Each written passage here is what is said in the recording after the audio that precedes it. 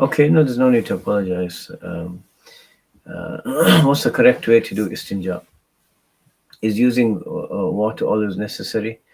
And how much water should be used and how? Okay, so the fuqaha have all these different terms, of what's when it's considered istinja, when it's not. I'll spare you the details. You can use toilet paper, and that's sufficient, right?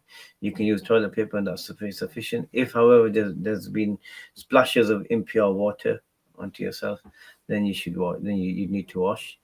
There's no hard and fast rule on how to do it, right?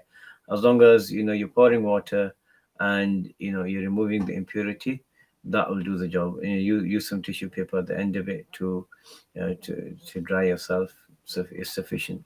Water, as the fuqaha say, is muzil. It removes the impurity, and toilet paper, all it does is it minimizes it. It reduces it.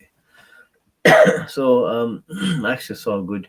Someone gave an example of this video. He got some peanut butter and he put it on his hand and he tried getting a tissue and then tried taking it off and he was reducing it, but it was still there. And then eventually then he just used a bit of water and it removed it. So that's the principle of the fuqaha. So there's no hard and fast rule on how to do it, and so just using a method that works. And you don't have to use, it doesn't have to be a ton of water either. Just use a reasonable amount and done. Yeah. Okay. And the best way is, if you study a fit course, um like we have the Ascent to Felicity, excellent text. If you study that, you'll cover it in detail and it'll be beneficial, inshallah. لا إله إلا الله محمد رسول الله